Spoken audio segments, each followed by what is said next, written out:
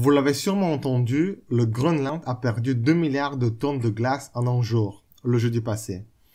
Et hier, j'ai partagé un article qui parlait de ce fait. Et j'étais étonné de lire les commentaires sur ma page Facebook, qui étaient du genre c'est faux, fake, lol, fake, 2 milliards, pété de rire, pff, fake de merde votre truc. Quoi? Bidon, intox, on va tous mourir, mon cul aussi, fake news, il paraît que c'est une fake, fake, mytho, fake. Je suis habitué à lire ce genre de commentaires sur ma page Facebook car elle est très souvent fréquentée par une audience de climato-naïfs qui ne perdent pas une occasion à partager leurs avis infondés. Dans l'esprit de la liberté d'expression, je le laisse faire. Mais j'étais quand même surpris de voir le nombre de commentaires qui figuraient sous cette publication. En lisant les commentaires des climato-naïfs, je n'ai pas du tout trouvé un indice de ce qui allait mal avec l'article. Et en effet, il n'y avait rien qui allait mal. Mais apparemment, quelques jours avant, un certain site de médias a partagé l'info que 40% de la glace du Groenland a fondu durant ce jour où nous avons perdu 2 milliards de tonnes de glace. Et cette info était complètement fausse. Apparemment, c'est une mauvaise traduction d'une publication de CNN. Donc, quelqu'un, quelque part, a mal traduit quelque chose qui n'a strictement rien à voir avec l'article que j'ai partagé et n'a clairement rien à voir avec le fait que le Groenland a bien perdu 2 milliards de tonnes de glace le 13 juin.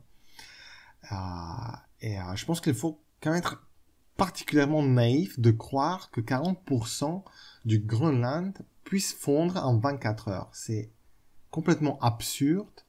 Donc, si c'est juste une personne qui a un minimum d'idée de l'échelle de laquelle on parle, c'est clairement qu'il y a un problème avec cette info, mais c'est pas du tout l'information que j'ai partagée. Donc, le fake que tout le monde répétait, peut-être qu'ils l'ont entendu à la télé, que une fausse information sur le Groenland circulait, mais c'était clairement pas celle-là.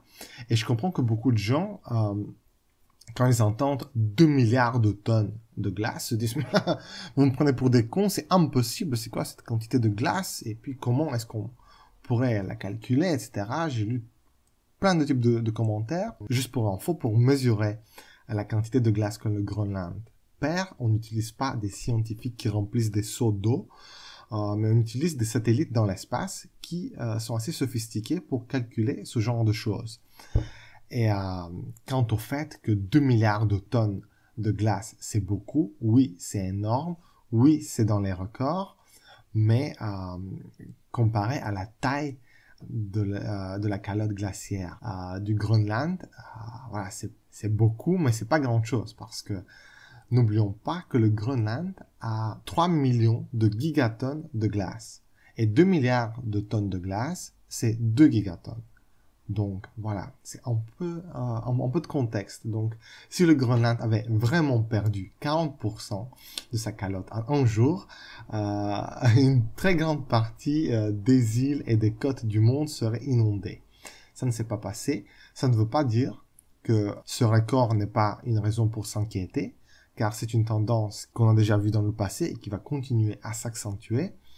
Mais voilà, juste pour vous dire, parce que j'ai vu qu'il y a tellement de commentaires négatifs que je voulais m'exprimer sur ce sujet-là, parce que j'ai vu que certaines personnes qui suivent la page étaient confus par le nombre de commentaires qui disaient que c'est un fake, alors qu'il y avait strictement rien de fake dans l'info que j'ai partagée. C'est fascinant de voir à quel point les gens n'arrivent pas à lire un article, n'arrivent pas à entrer en profondeur dans une information qui est pourtant pas très compliquée. Il y a plein de choses qui sont compliquées autour du changement climatique, mais là, comprendre une info aussi simple, ce n'est quand même pas très compliqué.